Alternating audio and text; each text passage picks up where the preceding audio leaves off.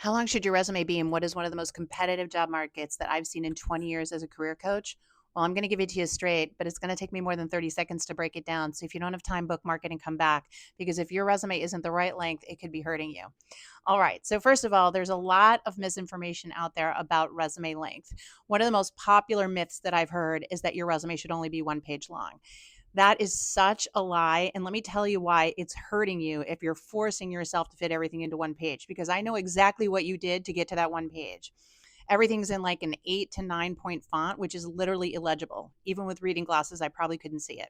You also went down to like point 0.2 margins so that you could get as much text on the page as possible, making it visually overwhelming. And then because there was so much text on the page, because you're trying to put everything you've ever done in your entire life on there, you started bolding stuff and underlining stuff, and it became a visual nightmare.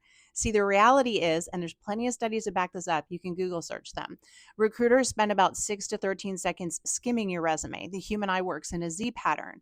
And so these overdone one page resumes are too dense, they're impossible to read. Let me give you an example so that you can understand.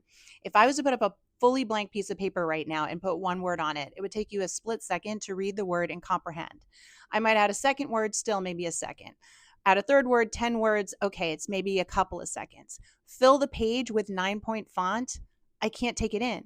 I can't digest everything on the page. And so what happens is they put you in the for later pile and they never come back to you.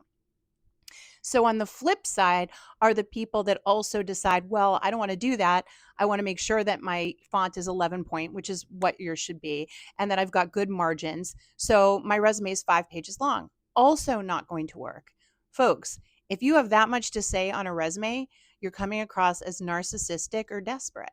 See, resumes are marketing teaser copy. Your goal is to get them to quickly look at the resume and then go check, check, check, check, check, check. Oh, okay, this person has the basics I was told to look for, but I need more information. So let me give them a call. Let me set up an interview. That's what you're trying to make happen with your resume.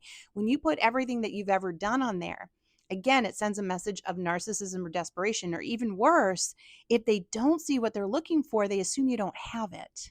So this is why a fact-based, simplified, what we call at my company Work It Daily, the 6-second resume format is ideal because they can skim down. Mentally, it allows them to very quickly go check, check, check, check, check. This person meets the basic requirements, but they didn't give me enough information, so I need to contact them.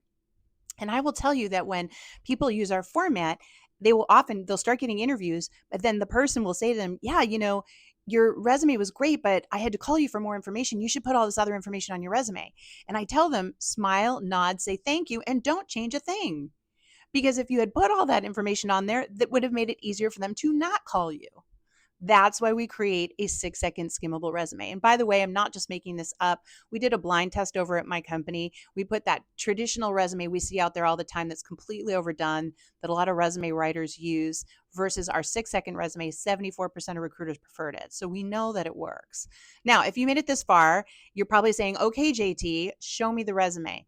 Well, I'm going to do you one better. See, I would love to work with each and every one of you on your resume, but I can't. So instead, I put together a free resource center, no credit card required. And one of the amazing resources in there is my job search bootcamp. It was the most watched video tutorial that I did last year. And in that, I talk about the 6-second resume and what it looks like. I also show you what you should be doing on your LinkedIn profile and some techniques on back channeling. These are the things that you need to know if you're trying to look for a job in what is, again, one of the most competitive job markets I've ever seen. So to wrap this all up, I just want to tell you that when done right, your resume is very easy to read and absorb. You've got plenty of empty space on the page. You're not overcrowding the text. And that when it's done correctly, most of the resumes that we work with at Work It Daily end up being about 1.5 to 2.5 pages, depending on your level of experience. But more importantly, they're readable and they're easier for recruiters to go check, check, check. Let's give them a call. I hope that made sense. Again, if you want to see that resume format and learn more, the Job Search Bootcamp inside the free resource is linked in my bio here, or you'll see the URL here, or quite frankly, just go over to Work It Daily. You'll see the free resource center in the menu bar at the top, and you can sign up there to watch it as well. 30 minutes. 30 minutes. Don't waste money on a resume writer. Get smart. 30 minutes, and you could have your resume updated in the 6-second format, okay? Good luck, my friends. Go get them.